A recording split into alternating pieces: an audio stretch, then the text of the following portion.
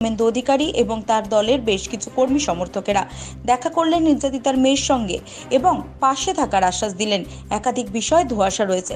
Postmortem report আইনানুগ ব্যবস্থা নিয়ে পুনরায় করার ব্যবস্থা গ্রহণ করা হবে বলে আশ্বাস দিয়েছেন শুভেন্দু অধিকারী এবং এলাকার সাধারণ মানুষকে জোটবদ্ধ হয়ে প্রতিবাদে নামার কথাও জানান শুভেন্দু অধিকারী। কি বলেছেন শুভেন্দু অধিকারী শুনবো।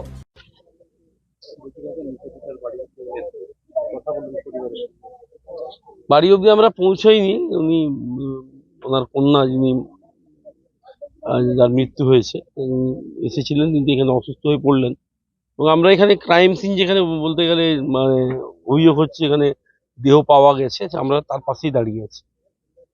আমরা এসে যেটা নির্যাতিত মেয়ের কাছ থেকে একাধিক বিস্ফোরক অভিযোগ আমরা কিছু দিয়ে পুলিশ এসে তার বাড়িতে কোনো কিছু একটা কাগজে না পুড়িয়ে লিখে নেওয়া হয়েছে এবং পঞ্চায়েতের যিনি সদস্য রয়েছেন এলাকার তার তরফ থেকে একটা হুমকি এসেছে যে কোনো প্রকার সংবাদ মাধ্যম বা কোনো রাজনৈতিক দলের যারা প্রতিনিধিরা আসবে কোনো তথ্য তাদের যেন না দেওয়া হয়।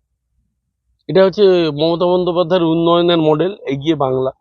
বাংলা গ্রামগঞ্জে পরিস্থিতি আজকে এই জায়গায় উনি পাঠিয়ে দিয়েছেন, যেখানে একটি নৃশংস নির্মম হত্যার পরেও এখানে পুলিশের কোনো ব্যবস্থা নেই। হারমাত্রা ঘুরে বেড়াচ্ছেন পঞ্চায়েতের প্রতিনিধি, তিনি পাশে দাঁড়ানোর পরিবর্তে পরিবারের তিনি ধমক চমক দিচ্ছেন। এখানে ভোটাধিকার নাই, এখানে এজেন্ট বসতে পারে না বিরোধীরা ভোটের সময়। তো এগিয়ে বাংলা কি করা যায়। আর একটা অভিযোগ তুলছেন যে পোস্টমর্টমের রিপোর্ট সেটা নিয়েও সন্দেহের মধ্যে রয়েছেন, এটা কি আপনারা দেখছেন?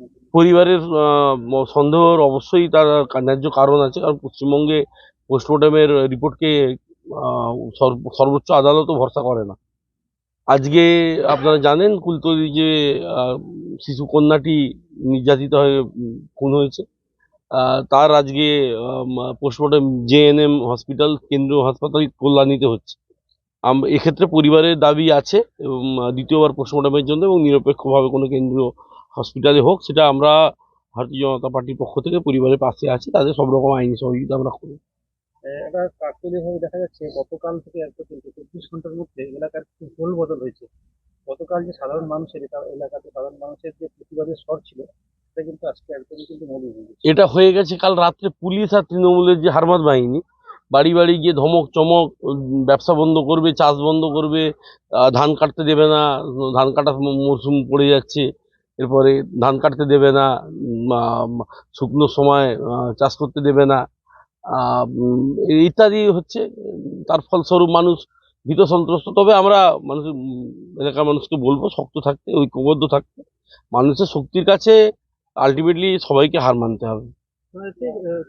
পুলিশ কিছু টাকা দিয়ে নির্যাতিত পরিবারকে সাহায্য করতে চাইছে। দেখুন, এই তো এই অভিযোগ আরজিকর কাণ্ডেও নির্যাতিতার পরিবার, আমাদের যে ডাক্তার বোনটি চলে গেল যেভাবে, তার পরিবারও এই অভিযোগ করেছেন এবং সেগুলো নিয়ে দেশের সর্বোচ্চ আদালতেও আলোচনা হয়েছে। এক্ষেত্রে তো অসম্ভব কিছু নয়, কারণ তৃণমূলের শাখা সংগঠন হচ্ছে এই পুলিশ থানাগুলো, ওসিআইসিরা তাদের দায়িত্ব পালন করছেন যে এখানে কোনোভাবে পরিবারকে ম্যানেজ করে তো ধামাচাপা দেওয়া যায়। তবে তাতে তারা সফল হবেন না। পরিবার শক্ত আছেন, ওনার ছেলে আছেন, মায়ের দেহের সঙ্গে আছেন সেখানে, ও তারা চাইছেন ন্যায্য বিচার। আপনি তো এলাকার সাংসদ, কতটা পাশে থাকবেন? না, আমরা একদম 100% পাশে আছি এবং আমাদের বিরোধী দলনেতা শুভেন্দু অধিকারী মহাশয় তিনি আমাদের বার্তা দিয়ে পাঠিয়েছেন। আমরা সব রকমভাবে পাশে আছি, যা আইনি সহযোগিতা থেকে শুরু করে যা